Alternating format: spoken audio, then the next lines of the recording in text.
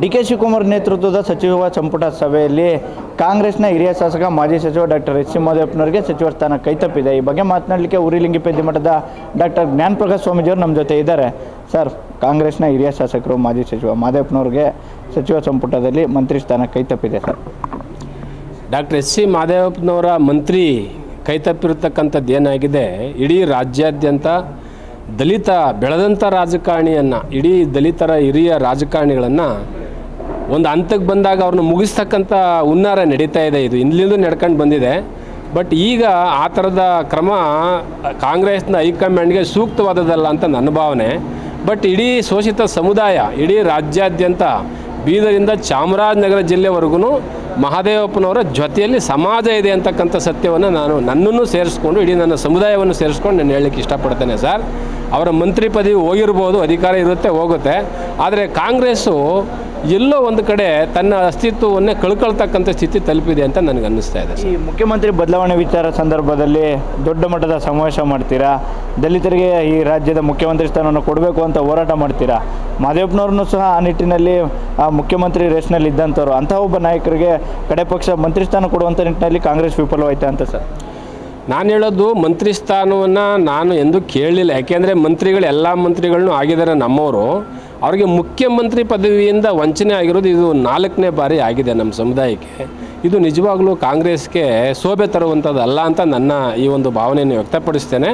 ಜೊತೆಗೆ ಮಹದೇವಪ್ಪನವರಿಗೆ ಅವರ ರಾಜಕಾರಣದಲ್ಲಿ ಯಾವತ್ತೂ ಎಂದೂ ಅಧಿಕಾರದಿಂದ ಹೋದವರಲ್ಲ, ಎಲ್ಲೂ ಡೆಲ್ಲಿಗೆ ಹೋಗಿ ಅವರು ಬೇಡದಂಥವ್ರಲ್ಲ, ಅವ್ರನ್ನ ಹುಡಿಕೊಂಡು ಬಂದಂಥ ಹಲವಾರು ಉದಾಹರಣೆಗಳಿದೆ. ಹಾಗಾಗಿ ನಾವು ನಮ್ಮ ಇಡೀ ಸಮುದಾಯ ಒಂದು ನಿರ್ಧಾರವನ್ನು ಪ್ರಕಟ ಮಾಡ್ತೀವಿ ಸರ್, ಶೀಘ್ರದಲ್ಲೇ ಅದನ್ನೆಲ್ಲ ಚರ್ಚೆ ಮಾಡ್ತಾ ಇದ್ದೀವಿ. ನಾವು ಹಿಂದೆ ತಾವು ಒಂದು ಮಾತನ್ನು ಹೇಳಿದ್ರಿ, ದಲಿತ ಸಮುದಾಯವನ್ನು ಕಡೆಗಣಿಸಿದ್ದಾಗಿದ್ದಲ್ಲಿ ಮಹದೇವಪ್ಪನವರ ರಾಜೀನಾಮೆಗೆ ನಾವು ಒತ್ತಾಯ ಮಾಡ್ತೀವಿ ಅಂತ ನಿಟ್ಟಿನಲ್ಲಿ. ಈ ನಿಟ್ಟಿನಲ್ಲಿ ಮಹದೇವಪ್ಪನವ್ರ ರಾಜೀನಾಮೆಗೆ ಏನಾದ್ರು ಒತ್ತಾಯ ಮಾಡ್ತೀರಾ ಸರ್? ಇಲ್ಲ, ನಾನು ಮಹದೇವಪ್ಪನವ್ರಿಗೆ ರಾಜೀನಾಮೆ ಕೊಡಿ ಅಂತ ಹೇಳ್ತಿರೋ ಉದ್ದೇಶ ಏನಂದರೆ ಮಂತ್ರಿ ಸಿಗಲಿಲ್ಲ ಅಂತಲ್ಲ. ದಲಿತರಿಗೆ ಹಿರಿಯ ರಾಜಕಾರಣಿಗಳಿಗೆ ಸೂಕ್ತ ಸ್ಥಾನಮಾನ ಇಲ್ಲ ಅಂದಾಗ ನಿಮ್ಗೇನು ಕೆಲಸ ಅಲ್ಲಿ? ನಿಮ್ಗೇನು ನಿಮ್ಮ ಅಸ್ತಿತ್ವನೇ ಇಲ್ಲ ಅಂತ ಅಲ್ಲಿಗೆ ಅರ್ಥ. ನಿಮ್ಮನ್ನು ಕನ್ಸಿಡರ್ ಮಾಡಿಲ್ಲ ಅಂದಾಗ ನಿಮ್ಮ ಅವಶ್ಯಕತೆ ಕಾಂಗ್ರೆಸ್ಗಿಲ್ಲ ಅಂತ ಅರ್ಥ. ಹಾಗಾಗಿ ಹೊರಬನ್ನಿ ಅಂತಕ್ಕಂಥ ವಿಚಾರವನ್ನು ನಮ್ಮ ಇಡೀ ಸಮುದಾಯದವರು ಹೇಳಿದ್ದೀವಿ. ಅದನ್ನು ಚರ್ಚೆ ಮಾಡ್ತಿದ್ದಾರೆ, ಚರ್ಚೆ ನಡೀತಾ ಇದೆ ಈಗಾಗಲೇ. ಕಾಂಗ್ರೆಸ್ನ ಜೊತೆಯಲ್ಲಿ ಸಾಕಷ್ಟು ಅವಿನಾಭಾವ ಸಂಬಂಧ ಇಟ್ಕೊಂಡಿದ್ದಂಥವ್ರು, ಸಿದ್ದರಾಮಯ್ಯನವರ ಜೊತೆಯಾಗಿ ರಾಜಕೀಯವನ್ನು ನಡೆಸ್ಕೊಂಡು ಬಂದಂಥವ್ರು, ಅಂಥ ಒಬ್ಬ ವ್ಯಕ್ತಿಯನ್ನು ಕಾಂಗ್ರೆಸ್ಸು ಸಚಿವ ಸ್ಥಾನದಿಂದ ಕೈ ತಪ್ಪಿಸುತ್ತೆ ಅಂತಂದರೆ ಇದು ಯಾವ ಕಾರಣಕ್ಕಾಗಿ ಅಂತ? ಅದೇ, ಈಗ ಮಹದೇವಪ್ಪನವರು ಯಾವಾಗ್ಲೂ ನೇರವಾದಿಗಳು, ಆಮೇಲೆ ಪ್ರಜಾಪ್ರಭುತ್ವ ಸಂವಿಧಾನದ ಪರವಾಗಿ ಕೆಲಸ ಮಾಡ್ತಕ್ಕಂಥವ್ರು. ಈಗೇನಾಗಿದೆ, ಪ್ರಜಾಪ್ರಭುತ್ವದ ಮೌಲ್ಯಗಳು ಬೇಕಾಗಿಲ್ಲ. ಇವ್ರಿಗೆ ಏನಾಗಿದೆ, ರಾಜಕಾರಣದಲ್ಲಿ ಉಳ್ಳವರು ಶಿವಾಲಯ ಮಾಡೋವರು ಅಂದಂಗೆ ಯಾರ್ಯಾರು ಯಾವ್ಯಾವ ರೀತಿ ಹೋರಾಟ ಮಾಡ್ತಾರೋ ಅಧಿಕಾರಕ್ಕೋಸ್ಕರವಾಗಿ, ಅದು ಅಧಿಕಾರದ ಹಿಂದೆ ಮಹದೇವಪ್ಪವ್ರು ಯಾವತ್ತೂ ಬಿದ್ದಿಲ್ಲ, ನಮ್ಮ ಸಮುದಾಯ ಯಾವತ್ತೂ ಬಿದ್ದಿಲ್ಲ. ಈವನ್ ಮಲ್ಲಿಕಾರ್ಜುನ್ ಖರ್ಗೆಯವರು ಸಹ ಮುಖ್ಯಮಂತ್ರಿ ಸ್ಥಾನ ಬಂದಾಗ ದಲಿತ ಅನ್ನೋ ಕಾರಣಕ್ಕೆ ನೀವು ಮುಖ್ಯಮಂತ್ರಿ ಕೊಡೋದ್ರೆ ನನಗೆ ಬೇಡವೇ ಬೇಡ ಅಂತ ಹೇಳಿದಂಥ ಒಂದು ದೊಡ್ಡ ಸ್ವಾಭಿಮಾನ ನಮ್ಮ ಮುಂದೆ ಇದೆ ಸರ್. ನಾವು ಮುಂದಿನ ದಿನಗಳಲ್ಲಿ ಇದಕ್ಕೆ ಒಂದು ಪರಿಹಾರ ಕಂಡುಹಿಡಿತೀವಿ. ಯಾಕೆ ನಮ್ಮನ್ನು ಅವರು ಕಡೆಗಣಿಸ್ತಿದ್ದಾರೆ ಅಂತಕ್ಕಂಥದ್ರ ಬಗ್ಗೆ ಒಂದು ಚರ್ಚೆಯನ್ನು ನಡೆಸ್ತಾ ಇದ್ದೀವಿ. ಸಭೆಯನ್ನು ಸಹ ನಾವು ಆಯೋಜನೆ ಮಾಡಿದ್ದೀವಿ.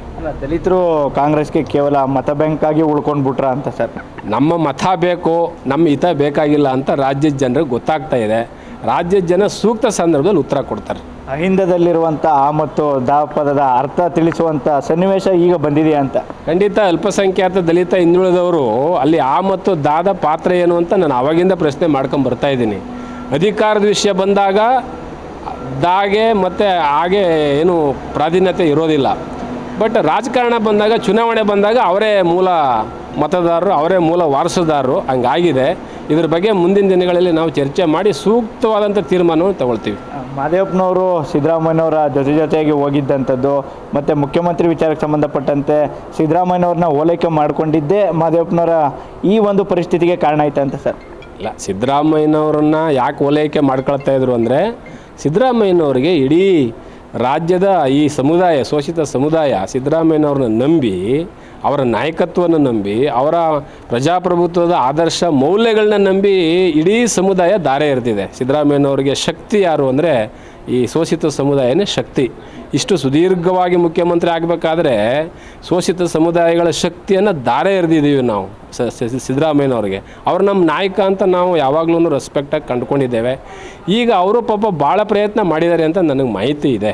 ಹೈಕಮಾಂಡ್ಗೆ ತುಂಬ ಒತ್ತಡ ತಂದ್ರಂತೆ. ಇಲ್ಲ ಮಾದೇವಪ್ಪ ಇರಬೇಕು, ಇಲ್ಲಾಂದ್ರೆ ಈ ಭಾಗದಲ್ಲಿ ಒಂದು 40 ಸೀಟ್ ಹೋಗ್ತದೆ ಅಂತೇಳಿ ಮನವರಿಕೆ ಮಾಡಿಕೊಟ್ಟಿದ್ದಾರೆ ಅನ್ನೋ ಮಾಹಿತಿ ನನಗಿದೆ.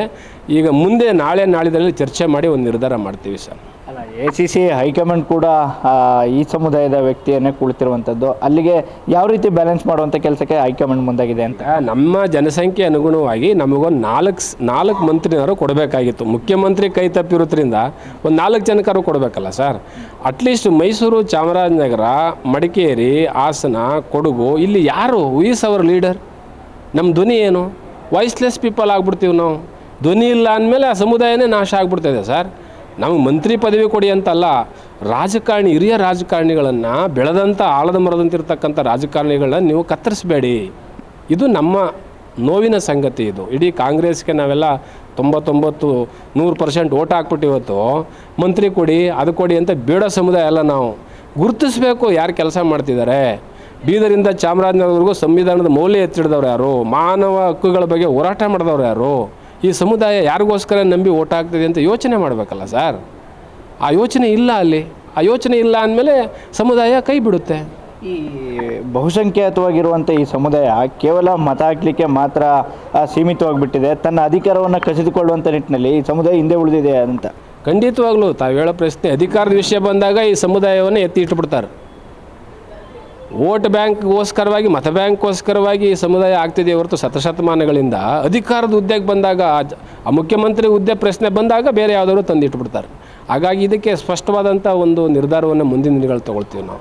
ಈ ಸಮುದಾಯದಲ್ಲಿ ಕೇಳಿಬರ್ತಿರುವಂಥ ಒಂದು ಕೂಗು ಸರ್, ಸಿದ್ದರಾಮಯ್ಯವ್ರು ತಮ್ಮ ಮಗನ ಭವಿಷ್ಯಕ್ಕಾಗಿ ಮಾದೇವಪ್ಪನವ್ರನ್ನ ಬಲಿ ಕೊಟ್ಟರು ಅನ್ನುವಂಥದ್ದು. ಇಲ್ಲ, ಎಲ್ಲರೂ ಅವ್ರವ್ರ ಮಕ್ಕಳ ಭವಿಷ್ಯನ ನೋಡ್ತಾ ಇದ್ದಾರೆ. ಕಾಂಗ್ರೆಸ್ ಪರಂಪರೆನೇ ಆಗಿದೆ.